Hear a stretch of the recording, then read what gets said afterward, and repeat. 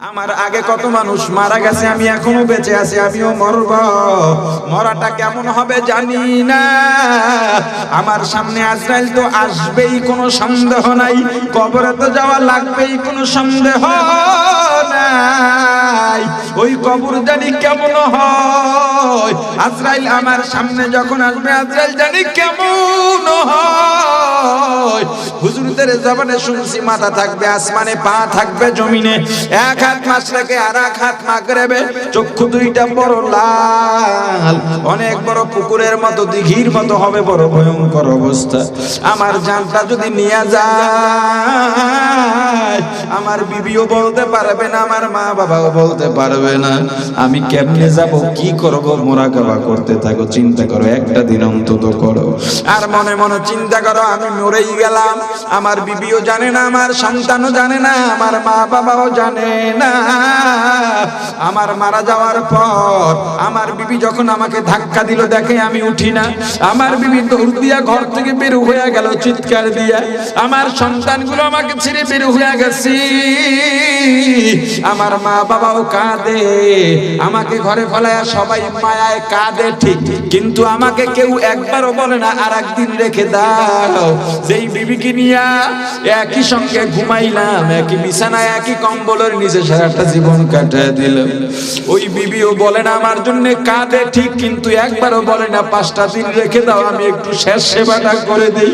যেই সন্তানের জন্য মাথার ঘাম পায় ফেলাইয়া পিঠটা রোদে পড়াইয়া বিয়ার আগে আমি রোদের মধ্যে বের হইতাম না, কারণ আমার চেহারা পুড়ে যাবে, বৃষ্টিতে বের হইতাম না, ঠান্ডা লাগবে, রাতের ঘুম নষ্ট করতাম না, শরীরটা ভেঙে পড়বে।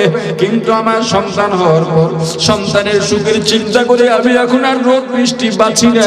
আমি রোদের মধ্যে গিয়া জমিনে কাজ করি, নদীর মধ্যে মাছ ধরি। যেই মানুষ পরিশ্রম করতাম না, এখন সন্তানের জন্য ভ্যান চালাই, ঠেলা ঠেলি, অটো চালাই। আমি এখন সিএনজি চালাই, মানুষের মাটি কাজ করি, মানুষের গোলামি করি। আগে আমি কত যত্ন করতাম, এখন ফজরের পরে ঘর থেকে বের হয়ে রাত্র 10টায় বাসায় ফিরি। ঘুমের কোনো স্টেশন নাই, খাওয়ার কোনো স্টেশন নাই। ওই কলিজার টুকরা সন্তান আমার মায়ায় কাঁদে, কিন্তু একবারও বলে না আমার বাবা আমার কলিজা, আমার বাবা আমার প্রাণ, আমার বাবাই আমার সব।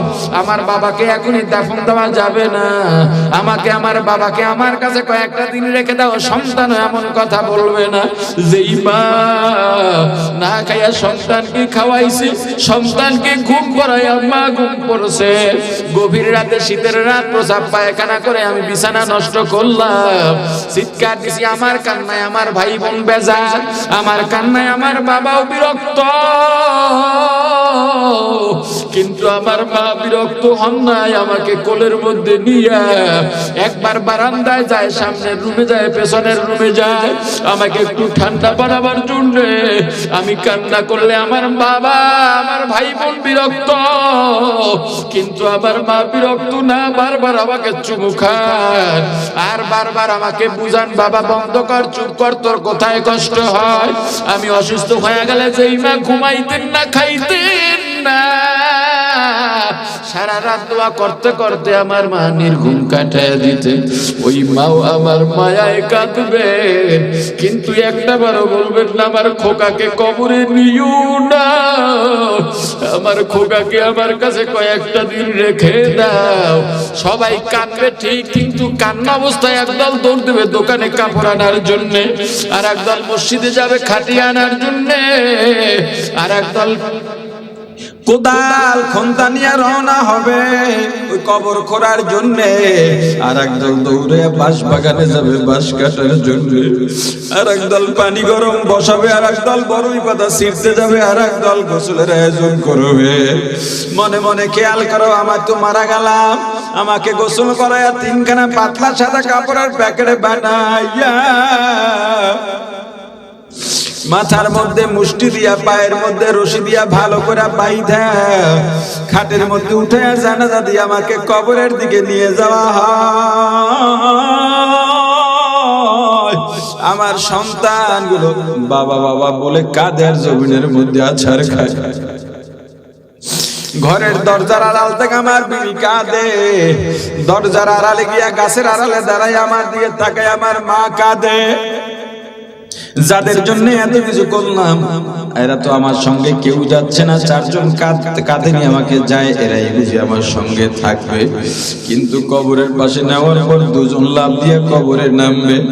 আমি ভাবলাম হয়তো এই দুইজনই আমার সঙ্গে থাকবে, কিন্তু আমাকে কবরে শোয়াবার পর মাথার মুষ্টি খুলে পায়ের রশির বাঁধন খুলে ওই দুইজন দেখি লাফ দিয়ে উঠে গেছে।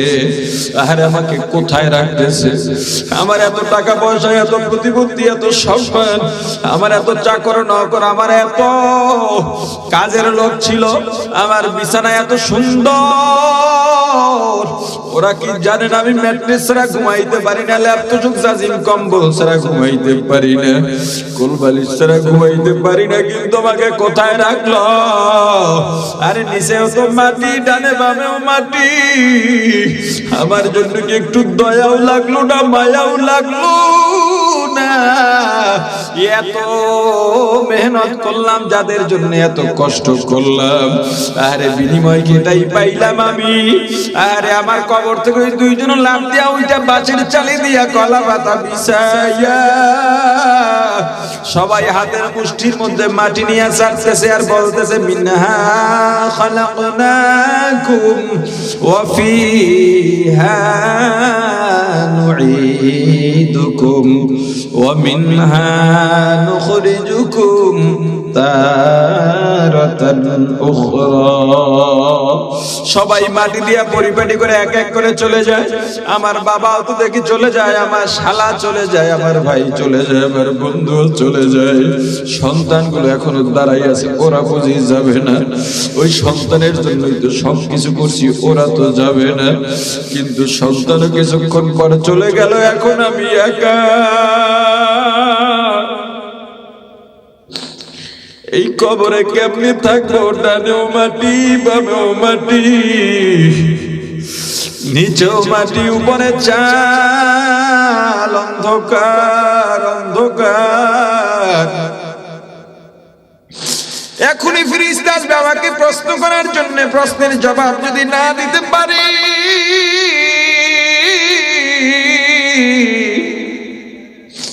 কবরের দুই দিকের মাটি আমাকে এমন ভাবে চাপ মারবে, ডান পাজরের হাড্ডিগুলো ভেঙে বাম পাজরে চলে যাবে, বাম পাজরের হাড্ডিগুলো ভেঙে ডান পাজরে চলে যাবে।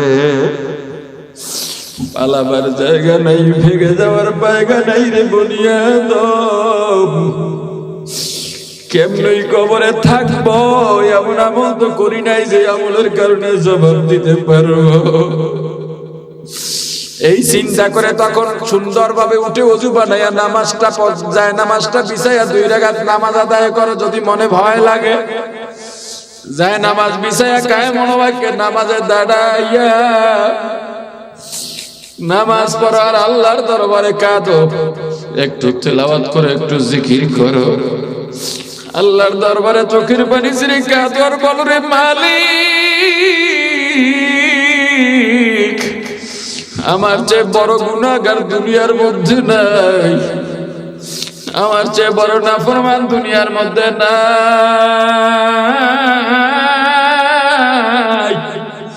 যদি একটু চোখের পানি ছেড়ে কাঁদতে পারো, কান্নার মধ্যে এত মজা, এত মজা, এত মজার কিছুর মধ্যে নাই।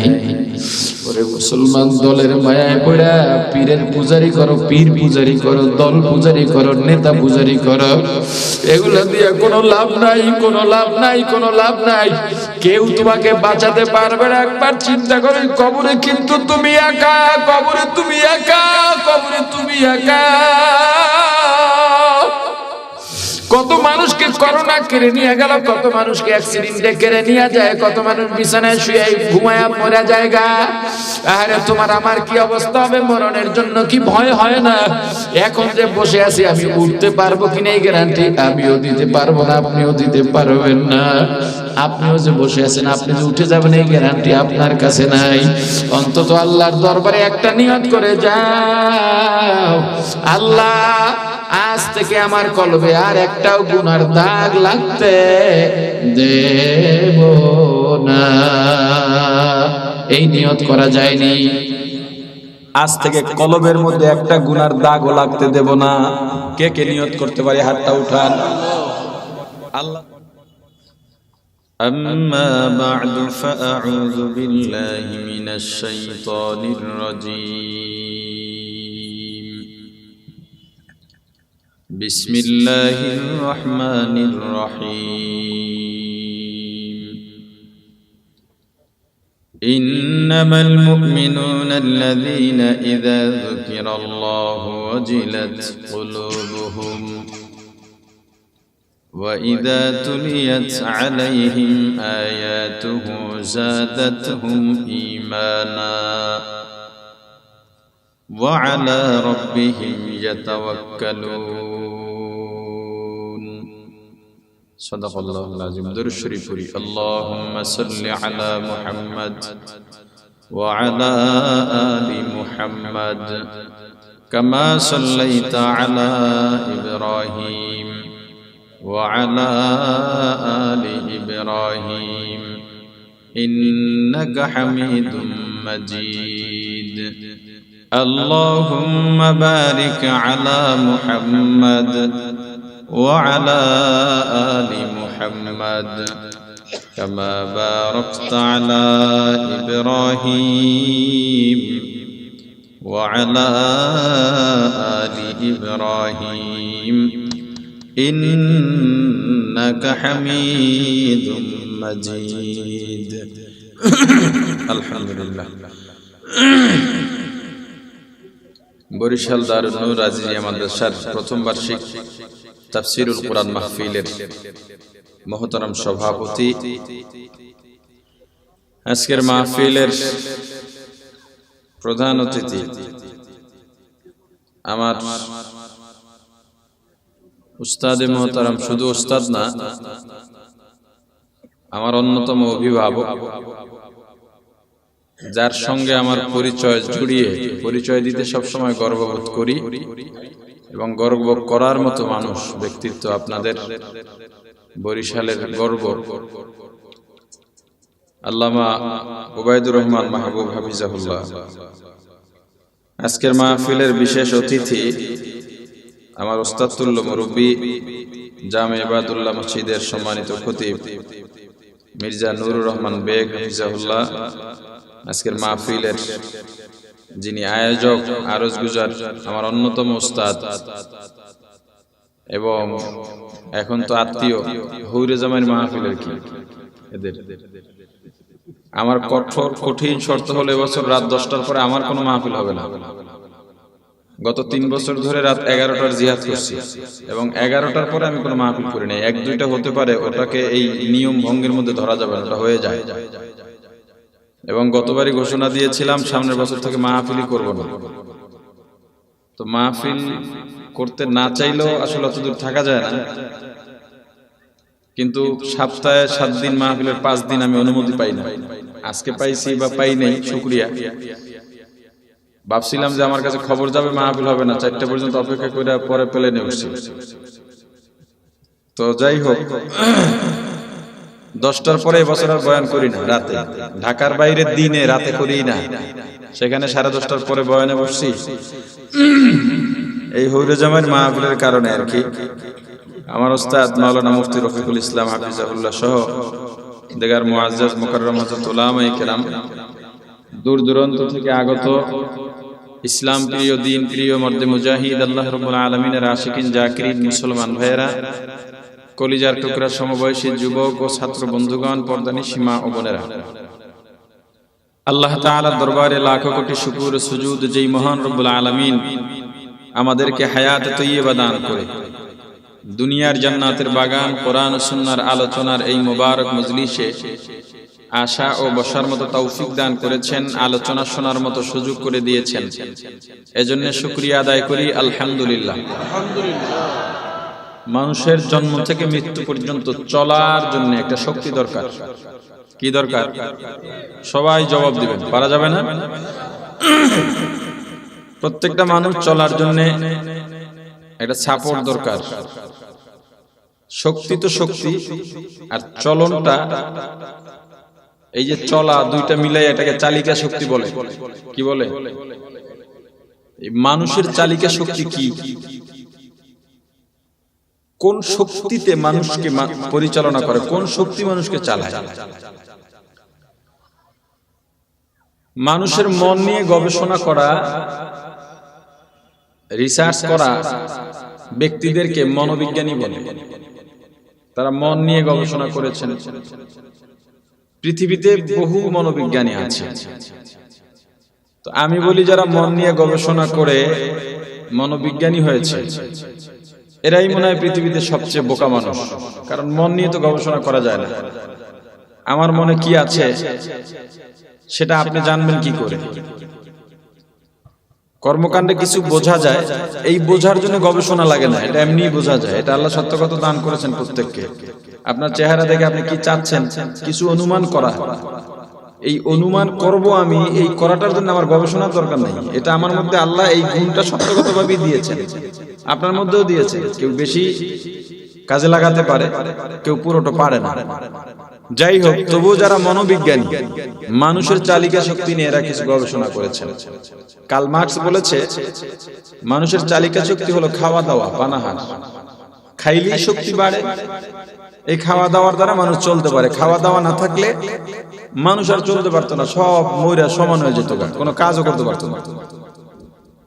আলফ্রেড এলডার নামে এক মনোবিজ্ঞানী বলেন, না, কার্ল মার্কসের কথা ঠিক নাই। আপনারা তো বলেন হুজুররা মিল নেই। এই দেশে হুজুররা ছাড়া বেশি মিল কাগজের মধ্যে আছে, এটাই আমি খুঁজে পাই না। হুজুররা মিল নেই এমন না, মাসালা নিয়ে মাঝে মাঝে একটু দ্বন্দ্ব হয়, ওটার দ্বন্দ্ব বলে না, মতনৈক্য বলে। কিন্তু হুজুরে এক জায়গায় হইলে কিলাকিলি লাগে না। কিন্তু হুজুরদের বাইরে যারা আছে, এদের মধ্যে এমন কিলাকিলি, এক জায়গায় হইলে চেয়ার আর চেয়ার নিচে থাকে না, চেয়ার হাতে ওঠে, একজনের মাথায় পড়ে আর একজনের হাতমায় পড়ে। বেশি মিলটা কাদের মাঝে বলেন তো? হ্যাঁ, যত বলেন একেবারে মনে করেন যে বেদাতিয়া হুজুর, যাকে সবাই বেদাতি বলে, আর এক দলকে কঠোর বলে, আর এক দলকে ওয়াহাবি বলে, আরো যারা যারা আছে মনে করেন। এই বরিশালের মধ্যে সব হুজুররা কি এক?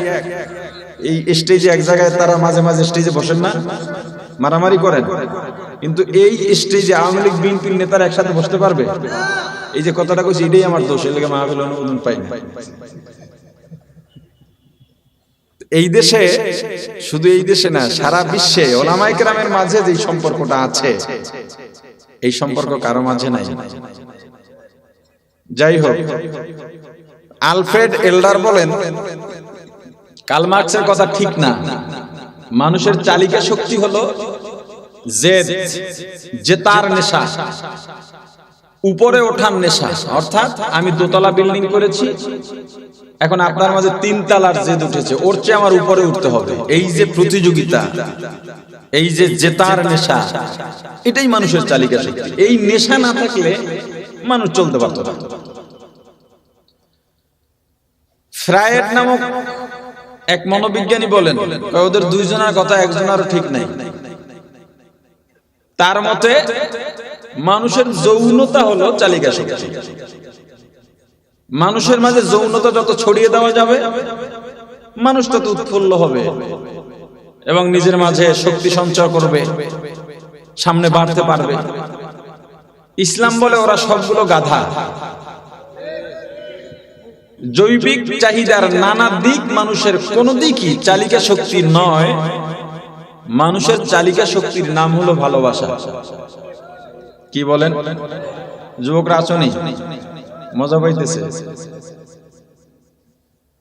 মানুষের চালিকা শক্তি কি? কথা নাই, জোরে বলেন। কিন্তু এই ভালোবাসাটা পবিত্র হবে না অপবিত্র হবে? পবিত্র আর অপবিত্র ভালোবাসার সঙ্গে কি? যাই হোক, অত দূরে গেলে এই আলোচনাটুকু করতে চাচ্ছি, সেটা হারিয়ে যাবে। ভালোবাসা আমাদের থেকে প্রকাশিত হয় বা হয় না, ভালোবাসা হোক পবিত্র কিংবা অপবিত্র, এটাই মানুষের চালিকা শক্তি। অপবিত্র ভালোবাসাও মানুষকে উজ্জীবিত করে রাখে, পবিত্র ভালোবাসা উজ্জীবিত করে রাখে। অপবিত্র ভালোবাসা উজ্জীবিত করে গুনার দিকে, পরিণাম জাহান্নাম। পবিত্র ভালোবাসা মানুষকে উজ্জীবিত করে আল্লাহর দিকে, পরকালের দিকে, পরিণাম জান্নাত। ব্যবধানটা বুঝছেন? কিন্তু আমরা মুমিন, আমি একজন মুসলমান, আমি ঈমানদার দাবি করি, আমার মাঝে আল্লাহর ভালোবাসা নাই কেন? রাসূলের ভালোবাসা নাই কেন? প্রত্যেকটা জিনিসের অনুকূল একটা পরিবেশ দরকার। এই যে মাহফিল, এটা কি রাস্তার মধ্যে যদি একটা চেয়ার দিয়া এরপরে কিছু ঢোলবাদ্য শুরু করতো, এটা কি মাহফিলের অনুকূল পরিবেশ ছিল? প্রত্যেকটা জিনিসের অনুকূল পরিবেশ আছে। ছাত্ররা লেখাপড়া করে, তাদের জন্য একটা পরিবেশ আছে। শিক্ষা লাগবে, কি বলে, বিদ্যালয় লাগবে, মাদ্রাসা লাগবে, মক্তব লাগবে, ঘর লাগবে, শিক্ষক লাগবে, বসার পরিবেশ লাগবে। এরকম আমাদের থেকেও ভালোবাসা প্রকাশ পাওয়ার জন্য, পবিত্র ভালোবাসার জন্য, যেখানে ভালোবাসাটা থাকবে একটা অনুকূল জায়গা লাগবে। আমাদের মাঝে আল্লাহর ভালোবাসা নাই কেন? আমলের প্রতি আগ্রহ বা স্পৃহা নাই কেন? আল্লাহর যে পবিত্র ভালোবাসা আমার মাঝে বসবে, সেই বসার মতো অনুকূল জায়গা নাই। কি নাই? কথা বলে না, কি নাই? অনুকূল জায়গা নেই। এর আগে বোঝেন, ভালোবাসা ছাড়া মানুষ জান্নাত পাবে না, ভালোবাসা ছাড়া ঈমান পূর্ণ নয়, ভালোবাসা ছাড়া আমল পূর্ণ নয়, ভালোবাসা ছাড়া আল্লাহকে পাওয়া যাবে না, ভালোবাসা ছাড়া রাসূলকেও পাওয়া যাবে না। কথা কি বুঝতেছেন? দেখেন আল্লাহ কি বলেন, কুল ইন কুনতুম তুহিব্বুনাল্লাহ ফাত্তাবিউনি ইউহিব্বুকুমুল্লাহ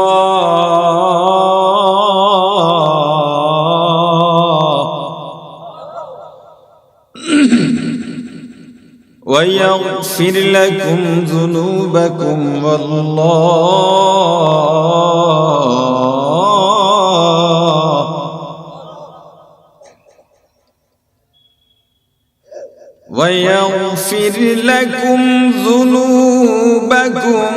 ওয়াল্লাহু গফুরুর রহিম।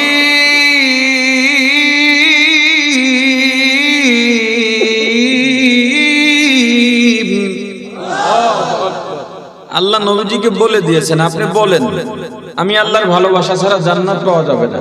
শব্দটা কি? বলেন বলেন, শব্দটা কি? আমি আল্লাহর ভালোবাসা ছাড়া জান্নাত পাওয়া যাবে না। অথবা আপনি বলেন, যদি তোমরা আল্লাহকে ভালোবাসতে চাও ফাত্তাবিউনি, আমি নবীকে ভালোবাসো, নবীর ইত্তেবা করো, অনুসরণ করো। আমি যেটা বলি ওটা শোনো, শুনলে কি হবে? আল্লাহর ভালোবাসা হয়ে যাবে। আল্লাহর ভালোবাসা হলে কি হবে? গুনাহ যা আছে মাফ করে জান্নাত। শর্ত কি? আপনারা জবাব না দিলে কথা বেশি আগাবে না। শর্ত কি? আল্লাহ রাসূল কি বলেন? قال النبي صلى الله عليه وسلم من أحب سنتي فقد أحبني ومن أحبني كان معي في الجنة أو كما قال النبي عليه الصلاة والسلام। পয়গম্বর বলেন, যারা আমি নবীর সুন্নতকে ভালোবাসে, শব্দটা কি? তারা যেন আমি নবীকেই ভালোবাসলো।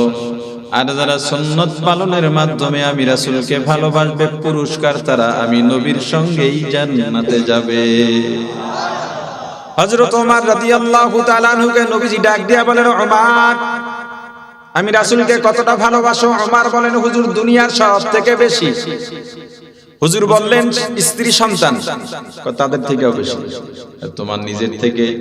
ওমর একটু ভেবে বললেন, হুজুর নিজের থেকে ভালোবাসতে পারি নাই। হুজুর বলেন, লা তুমিন, খাঁটি মুমিন হইতে পারো নাই।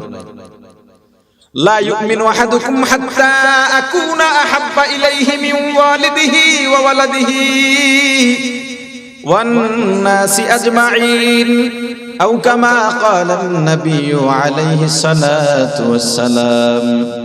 আমার রাসূল বলেন, যতক্ষণ পর্যন্ত মা বাবা স্ত্রী সন্তান দুনিয়ার সবকিছুর উপরে নিজের থেকেও বেশি আমি রাসূলকে ভালোবাসতে না পারবা, ততক্ষণ পর্যন্ত খাঁটি মুমিন হতে পারবা না। তো খাঁটি মুমিন হওয়ার শর্ত কি? জোরে বলেন। জান্নাত পাওয়ার শর্ত কি? আল্লাহকে পাওয়ার শর্ত কি? ভালোবাসা। এখন সেই ভালোবাসাটা আমরা কেন পাচ্ছি না? আমাদের ভালোবাসা আছে, বাজারের প্রতি আছে, সম্পদের প্রতি আছে, দুনিয়ার প্রতি আছে, কিন্তু যেদিকে থাকা দরকার ওই দিকটায় নাই। কারণ কি? যেই অনুকূল পরিবেশ দরকার ওই পরিবেশ না আমার ভিতরে নাই। যেমন মনে করেন এখানে মাটি আছে বা বালু আছে, আপনি আরো একটু ফাঁস, আমাদের অঞ্চলে ফাঁস বলে, এই শব্দটা কোথাও বয়ানে বলি না, কারণ এরা কি কয় ওইটাই জানি না। ফাঁস দিলেন, গোবর দিলেন, সার দিলেন, দিয়ে সুন্দর করে এখানে একটা পরিবেশ করলেন, মাটি টাটি মিলাইয়া একটা কুমড়ার দানা আটি এখানে রোপণ করলেন, বীজটা বপন করলেন, দেখবেন 2-4 দিনের মাথায় 2টা পাতা বের হয়ে গেছে। ঠিক নেই? কেন? বীজ এখান থেকে বের হওয়ার এটা একটা অনুকূল পরিবেশ। কিন্তু পিচ ডালাই এই আমানতগঞ্জ রোড বা একেবারে জেলখানার মোড়ে গিয়ে পিচ ডালাই দিয়া করে 100 দানা 1000 দানা দিয়ে আবার পিচ ডালাই দিয়ে ঢাইকা রাখলেন, 1 বছর অপেক্ষা করলেও পাতা উঠবে। কেন?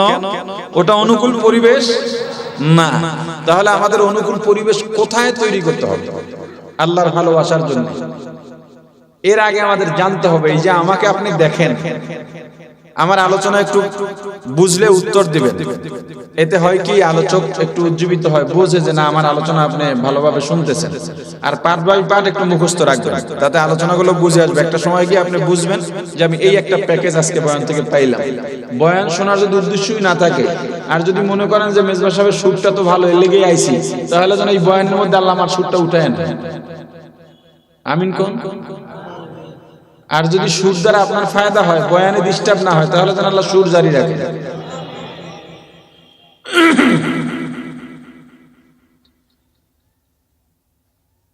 আমাদের ভেতরে ভালোবাসার অনুকূল পরিবেশটা কোথায় হবে এটা বোঝার আগে বুঝতে হবে এই যে মানুষের বাহ্যিক অবস্থাটা, এই যে আমাকে দেখেন, এটা আমি না।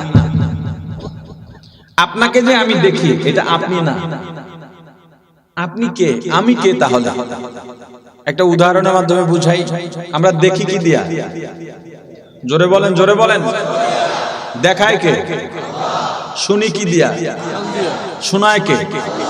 ধরি কি দিয়া? ধরায় কে? হাঁটি কি দিয়া? হাঁটায় কে? উত্তর সঠিক নয়। কেমনে সঠিক নয়? আপনি বলছেন দেখি কি দিয়া? দেখায় কে? আল্লাহ দেখান না। কেমনে দেখান না? আল্লাহ বান্দার দ্বারা গুনাহ হোক এটা চানো না, নিজে আল্লাহ কাউকে দিয়ে গুনাহ করানো না। এখন আপনি একটা পরনারীর দিকে তাকাইছেন, চোখ দিয়ে দেখছেন, এটাকে আল্লাহ দেখাইছে? তাহলে দেখায় কে? ধরায় কে? করায় কে? খাওয়ায় কে? হাঁটায় কে? শোনায় কে? দেখেন কে শোনায়? আপনাকে বলা হলো চলো বেলতলা, ওখানে বড় একটা লঞ্চ বানানো হচ্ছে, দেখে আসি। কয় দেখতে মন চায় না। কি বলি? বলে না সবাই, কি আজব। কি বলি আমরা? চলো বাজার গিয়ে কিছু খেয়ে আসি। কয় খাইতে। চলো মাহফিলে যাই। কয় হাঁটতে। চলো আজকে সুন্দর একটা সঙ্গীত হবে, শুনবো। কয় শুনতে। কয় চলো খাবো। কয় খাইতে। আপনার চোখ দিয়ে দেখবেন না, আপনি বলবেন যে দেখতে চোখ চায় না, ধরতে হাত চায় না, হাঁটতে পা চায় না, খাইতে মুখ চায় না, শুনতে কান চায় না, কিন্তু আপনি কি বললেন? জোরে বলেন, জোরে বলেন। বুঝা গেল মন চাইলে ধরি, মন চাইলে করি, মন চাইলে দেখি, মন চাইলে শুনি, মন চাইলে খাই। ঠিক নেই? তাহলে আমাদেরকে চালায় কে? কে চালায়? এই মনটাকে পরিষ্কার করতে হবে, কলবটাকে পরিষ্কার করতে হবে। ওই জায়গার মধ্যেই আপনার পরিবেশ তৈরি করতে হবে, ভালোবাসা বসাবার। কোন জায়গাটায়? কলব। কোন জায়গাটা? জোরে বলেন। কেন? কেন? এই কলবের দাম সবচেয়ে বেশি। দুনিয়ার কোন কিচ্ছুর দাম আল্লাহর কাছে নাই। কিসের দাম? জোরে বলেন। আল্লাহ বলেন يوم لا ينفع مال ولا بنون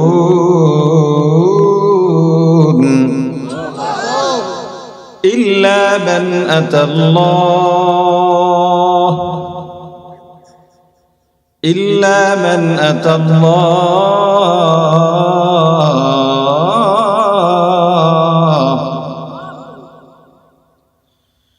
إلا من أتى الله بقلب سليم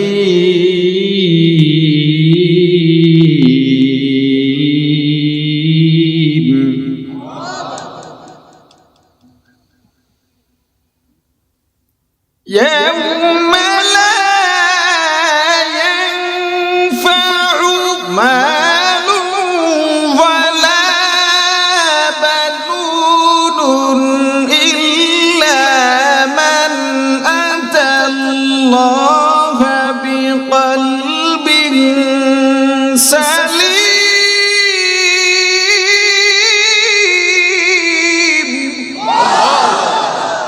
কিয়ামতের ময়দানে লা ইয়ানফা, কোনো ফায়দা হবে না, কোনো উপকারে আসবে না। মালুন বানুন, মাল সন্তান সন্ততি, দুনিয়া সম্পদ, যশ খ্যাতি, যত ক্ষমতা আছে, প্রতিপত্তি আছে, কোনো কাজে লাগবে না, ফায়দা হবে না, উপকারে আসবে না।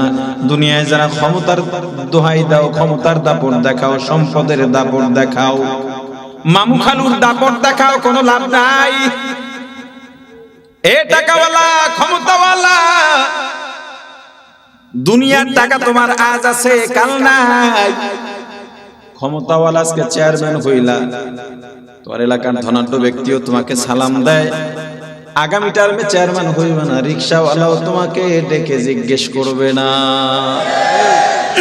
এটাই তো নিয়ম, কথা বলে না। কোনো কিছুর দাম নাই, দুনিয়ার সম্পদের দাম নাই, দুনিয়ার টাকা পয়সার দাম নাই, দুনিয়ার ক্ষমতার দাম নাই। দাম কিসের? আল্লাহ বলেন ইল্লা মান আতাল্লাহ। দাম কিসের জানো? তবে যারা আমি আল্লাহর কাছে আসবে, কি নিয়ে আসবে? বিকলবিন সালিম, একটা পরিশুদ্ধ কলব নিয়ে আসবে। ওই কলবের দাম আল্লাহর কাছে দুনিয়ার থেকেও কোটি গুণে বেশি। শর্ত, কলবটা হবে পরিচ্ছন্ন কলব। কলবের মধ্যে গুনাহ দাগ থাকতে পারবে না। কলবের মধ্যে হুব্বে যা হুব্বে মাল থাকতে পারবে না। কলবটা হবে পরিষ্কার কলব, কলবটা হবে পরিশুদ্ধ কলব। গুনার কলব কখনো মানুষকে ভালোর দিকে নেয় না। গুনাওয়ালা কলব হাতকে বলে হারামের মাল ধর, আমার কলব আমার হাতকে যা বলে হাত তাই করে। আর পরিশুদ্ধ কলব আমাকে কখনো গুনার দিকে নেবে না, বলবে মানুষকে দান কর, আমার পকেটে হাতটা চলে যাবে। কলবের ছোট ছোট সমস্যা বুঝবেন কেমনে? কলবের সমস্যা আমি ছোট ছোট কয়েকটা নমুনা বলি, কথা বলবো। ছোট ছোট কিছু নমুনা, এগুলো সচরাচর হয়তো সবাই বলে না, আমি বলি। কলবের রোগ ধরবেন যে একবার সহজ। দোকানে গেলেন গেঞ্জি কেনার জন্য, জামার নিচে যে গেঞ্জি পরি আমরা, সাইজ একটু ছোট হয়েছে, দোকানদার বলে এটা ধুইলে ভিজাইলে ছাড়বে। একই দোকানে আরেকজন গেছে, গেঞ্জি হয়েছে বড়, ওনাকে বলে ধুইলে ভিজাইলে খাসবে। কথা বলে আছে না নাই? সমস্যা কোথায়? জোরে বলেন। আমাদের অঞ্চলে বা সব জায়গায় আছে, গ্রাম থেকে পেঁপে বা তরমুজ এগুলো টুকরি, মানে হাজি না, হাজি বলি না আমরা, এই টুকরির মধ্যে ভরে বাজারে বিক্রি করতে নেয়। কিছু কিছু পাকা পেঁপে ইন্দুরে খায় না, গর্ত হয়ে যায়।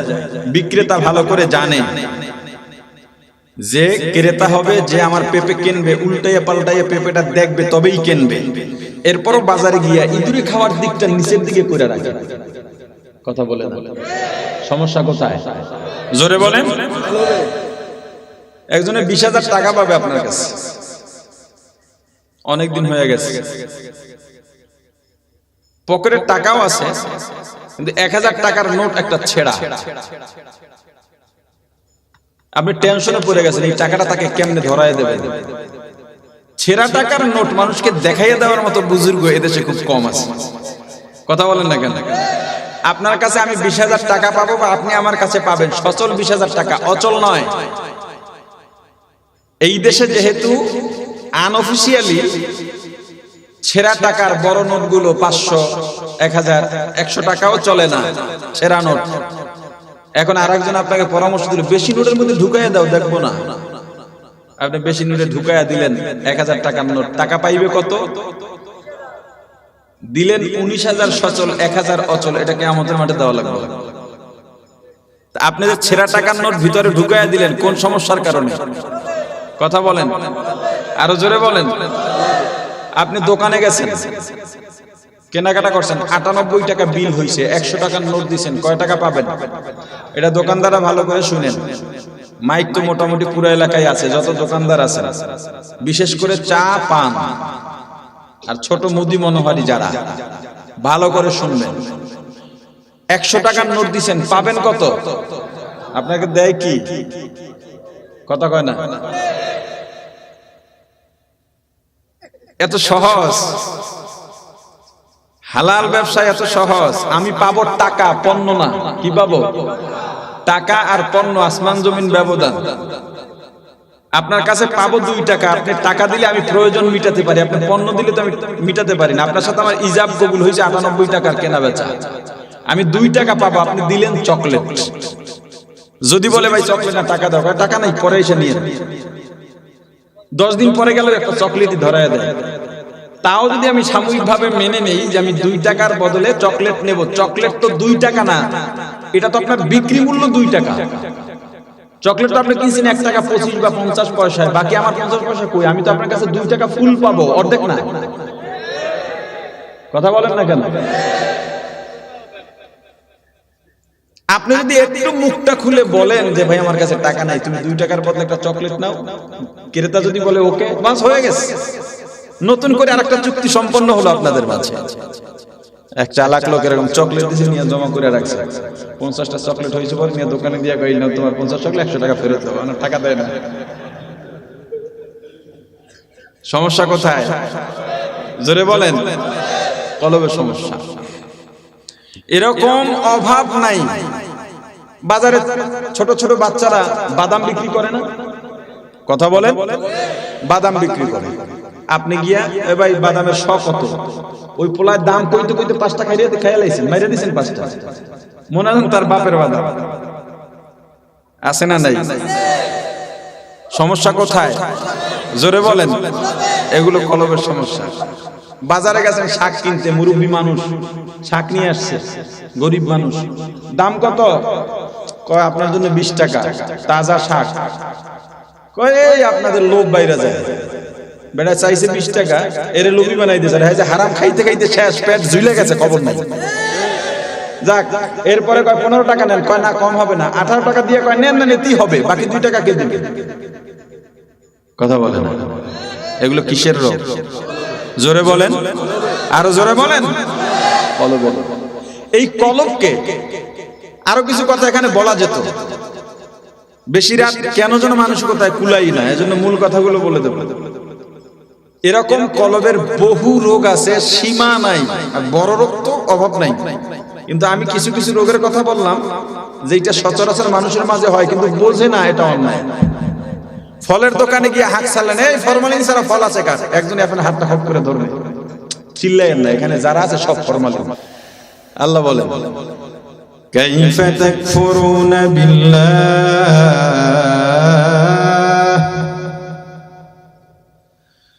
ওয়া কুনতুম আমওয়াতা فأحياكم ثم يميتكم ثم يحييكم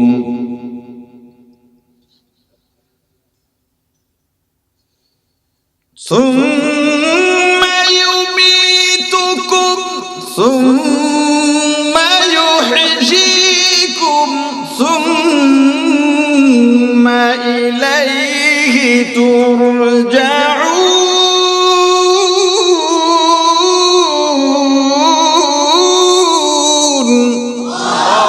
আল্লাহ বলেন, কাইফা তাকফুরুনা বিল্লাহ, কিভাবে দুনিয়ার মানুষ তোমরা আল্লাহর সঙ্গে নাফরমানি করো, কুফরি করো, অবাধ্য হও, অকৃতজ্ঞ হও। কিভাবে? কি আছে তোমার, তুমি জানো তোমার অস্তিত্ব, অথচ কুনতুম আমওয়াতা, তোমরা মৃত ছিলে, নাম নিশানা ছিল না, কেউ জানতো না, চিনতো না। তোমার এই অভাবের এই চেহারার মতো একটা মানুষ দুনিয়ার মধ্যে আসবে, নাম নিশানা নাহি ছিল,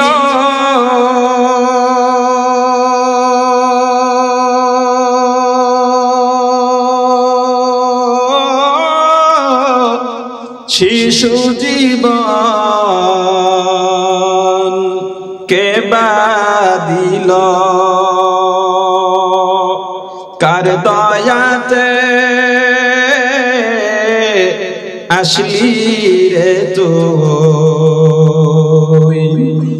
মায়ের উদর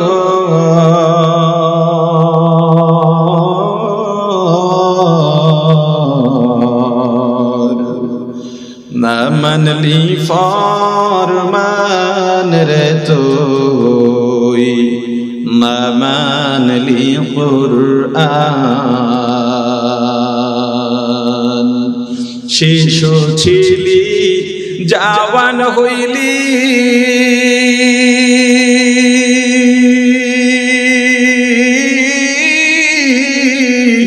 নানা ভাবে সাদ মিটাইলি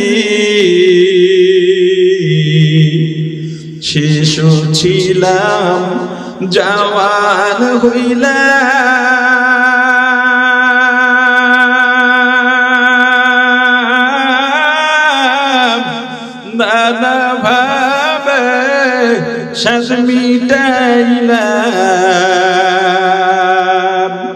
আল্লাহ রাসূল ভুলে গেলাম আসিয়া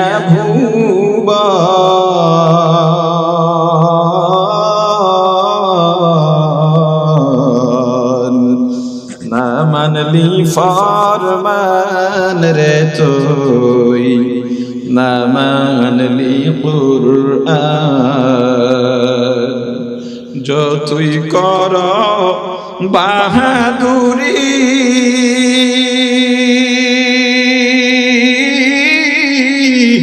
এই দুনিয়া নয় তোর বাড়ি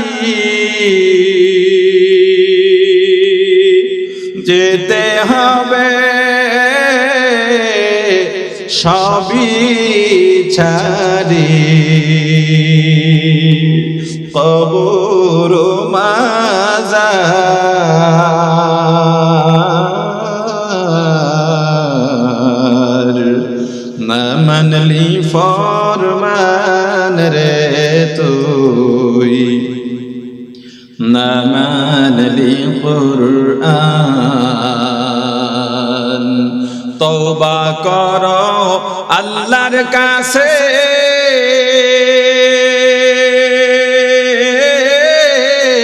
তওবার দরজা খোলা আছে ক্ষমা করলে করতে পারে তিনি যে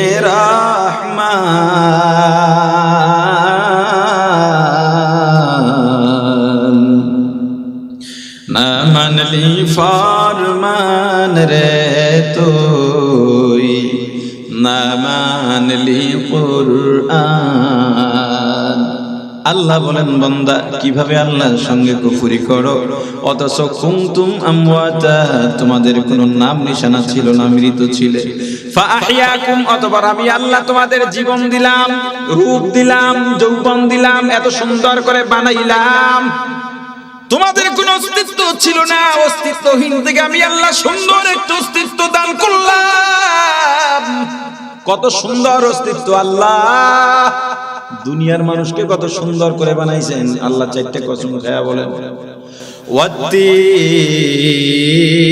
ওয়াত্তিন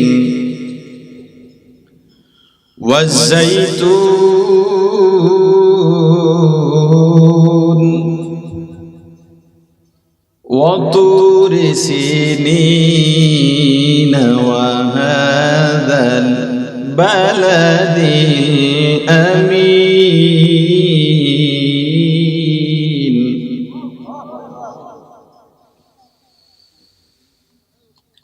لقد خلقنا الإنسان في أحسن تقويم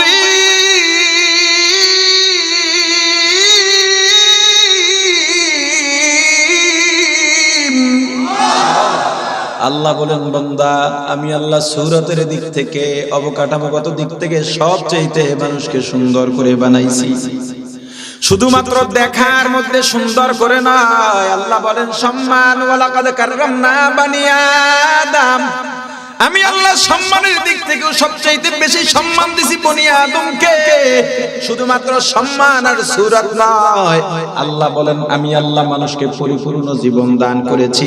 পরিপূর্ণ জীবনের ব্যাখ্যা কি দেখেন বলেন তো? পাখির বাসা কোথায়? জোরে বলেন। বৃষ্টি এলে ঝড় এলে চলে যায়, আর কিছু অস্তিত্ব থাকে না। গরুগুলো যেখানে খায় সেখানেই ঘুমায়, সেখানেই পায়খানা করে। শীতের দিনে আলাদা বন্দোবস্ত নাই, ঘর নাই, বাড়ি নাই, কত অবস্থা। যেই মহিলা গরুটা, যেই গাভীটা বাচ্চা প্রসব করে, বাচ্চাটা যদি পুরুষ হয়, পুরুষটা বড় হইয়া আবার মায়ের পিঠের উপরেই ওঠে। কথা বলেন। মানুষের কোনো ভাষা নাই, দুঃখিত, অন্য প্রাণীর কোনো ভাষা নাই। মানুষের মতো মনের ভাষা কোনো প্রাণী প্রকাশ করতে পারে না। দুইটা গরুকে কি দেখছেন দিনের পর দিন বসে বসে কথা কইতে? কথা বলেন। আমি আল্লাহ মানুষকে সুন্দর ভাষা দিয়েছি, অথচ মানুষকে আমি আল্লাহ অন্যান্য প্রাণীকে যেই ব্যবস্থাপনা দেই নাই, মানুষের জীবনের শুরু থেকে শেষ পর্যন্ত যেখানে যা দরকার পরিপাটি করে দিলাম। ওরে মানুষ, তোমাকে আমি আল্লাহ সুন্দর বানাইলাম, সুন্দর বানাইলাম, সম্মান দিলাম, পরিপূর্ণ জীবন দান করলাম।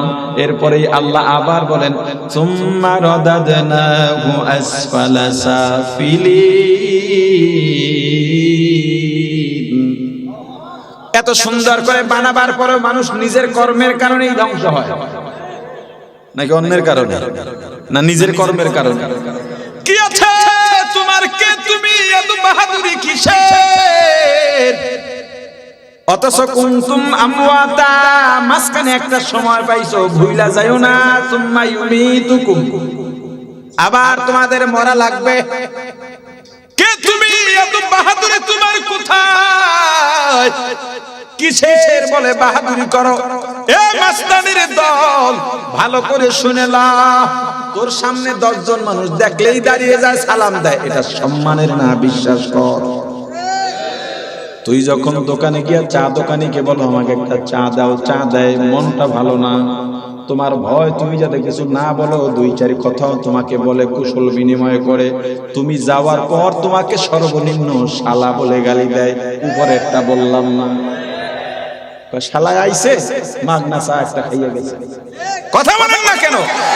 জীবনে কি তুমি অর্জন করলা? এমন জীবন করিও গঠন, মরিলে হাসিবে তুমি, কাঁদিবে ভুবন। এমন জীবন করিও না গঠন, মরিলে কাঁদিবে তুমি, হাসিবে ভুবন। পরিবেশটা বানাবার জন্য তোমার প্রথম কাজ আল্লাহর জিকির করা। কি করা? জোরে বলেন, আওয়াজ দিয়া বলেন, কি করা? আরো জোরে বলেন, কি করা? আল্লাহ বলেন তুমি যদি মুমিন হও, তুমি যদি মুমিন হও, তুমি যদি ইমানদার হও, তাহলে কি হবে? ইজা যিকিরাল্লাহ, তোমার সামনে যখন জিকির করা হবে, ওয়াজিলাত কুলুবুহুম, তাহলে তোমার কলবের মধ্যে কম্পন তৈরি হবে, তোমার কলবের মধ্যে একটা আলাদা রোগ তৈরি হবে। তুমি যদি মুমিন না হও, তোমার মধ্যে এটা হবে না। তুমি যে মুমিন, এটার পরীক্ষা কেমনে করবা? ওয়াজ শুনলে যদি ভালো লাগে, জিকির শুনলে যদি ভালো লাগে, জিকির করলে যদি ভালো লাগে, নামাজে দাঁড়াইলে যদি ভালো লাগে, তেলাওয়াত করলে যদি ভালো লাগে, তাহলে বুঝে নেবা তোমার মধ্যে ঈমান কিছুটা হইলো এখনো বাকি আছে।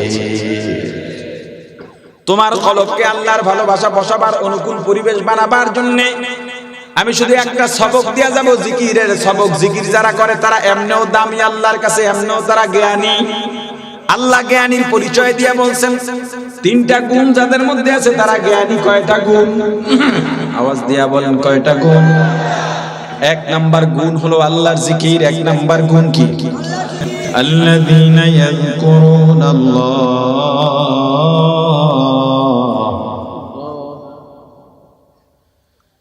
قياما وقعودا وعلى جنوبهم ويتفكرون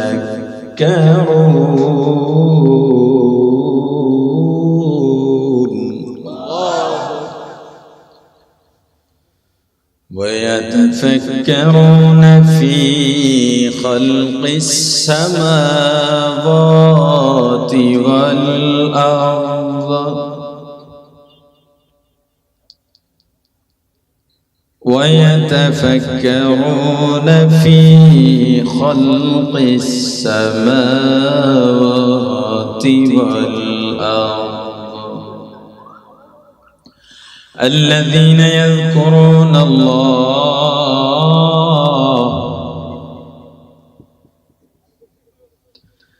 الذين يذكرون الله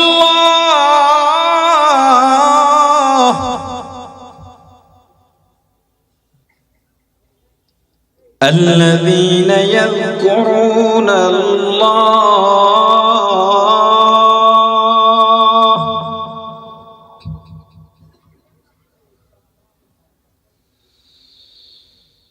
الذين يذكرون الله قياما وقعودا وعلى جنوبهم ويتفكرون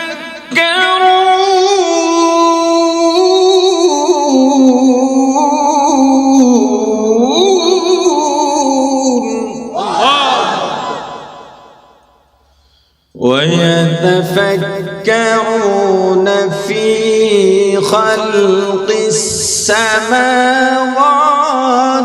والأرض ربنا ما خلقت هذا باطلا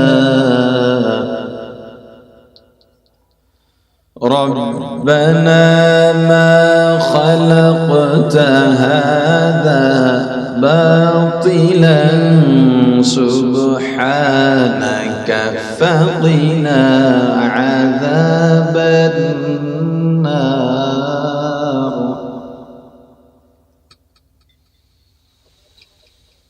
ربنا إنك من تدخل النار فقد أخزيته وما للظالمين من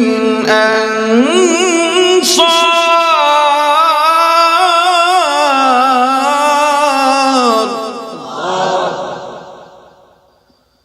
ربنا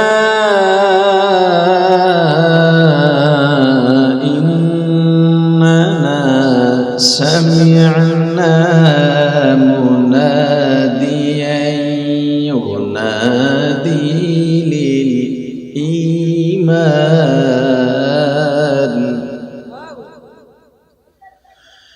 ينادي للإيمان أن آمنوا بربكم فآمنا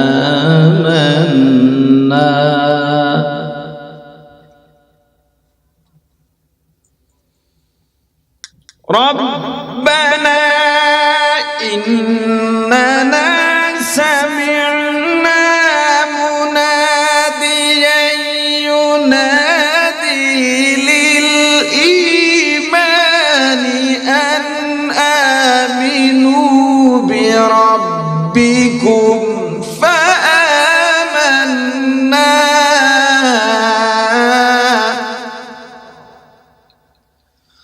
ربنا فاغفر لنا ذنوبنا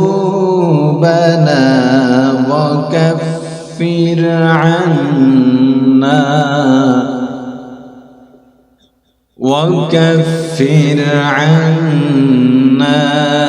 سيئاتنا وتوفنا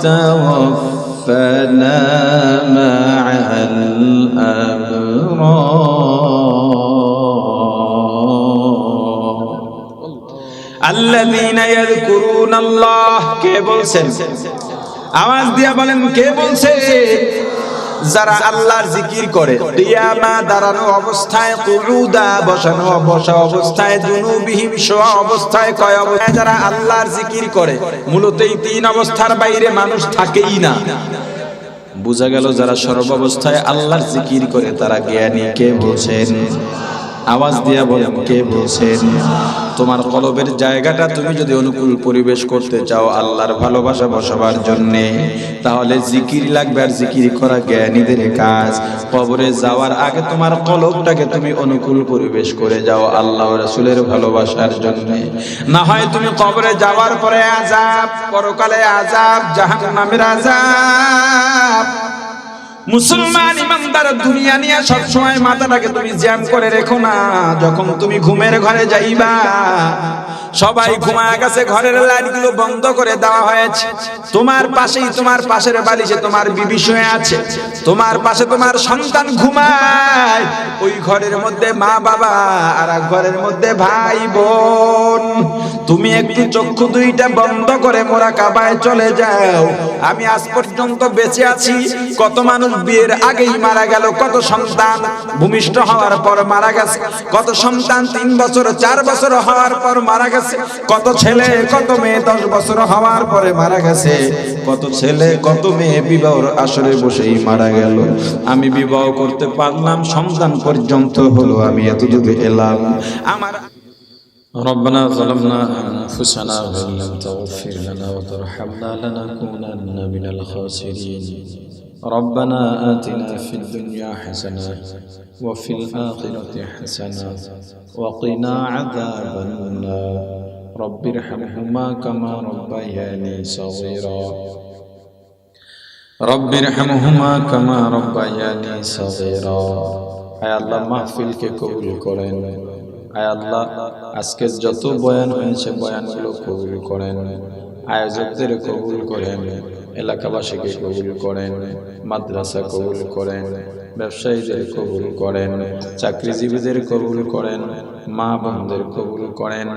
মাদ্রাসা দারুন নূরের যেখানে যা দরকার গায়বী মদদ দিয়ে পূরণ করে দেন।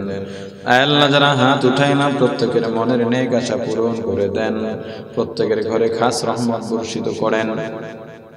আমাদের ঘর বাড়ি ব্যবসা প্রতিষ্ঠান যাবতীয় যা কিছু আছে আপনার রহমতের চাদর দিয়ে আবৃত করে নেন।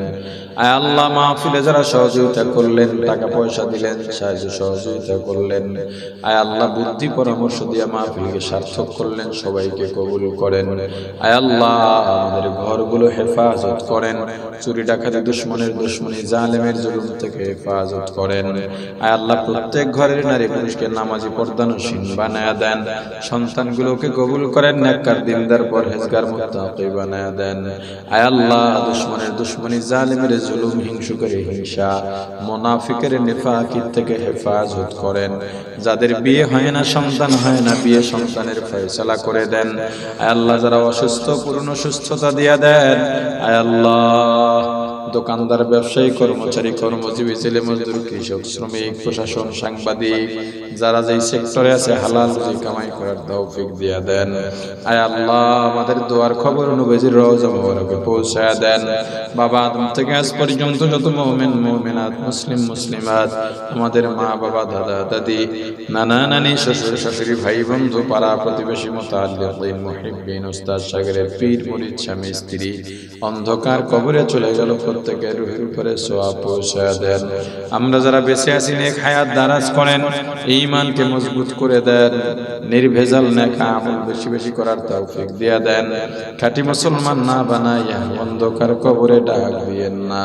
সুবহান রাব্বিকা রাব্বিল ইজ্জাতি আম্মা ইয়াসিফুন ওয়া সালামুন আলাল মুরসালিন ওয়ালহামদুলিল্লাহি রাব্বিল আলামিন। আসসালামু আলাইকুম ওয়া রাহমাতুল্লাহ। ওই টাকাটা না, ওই বিলাল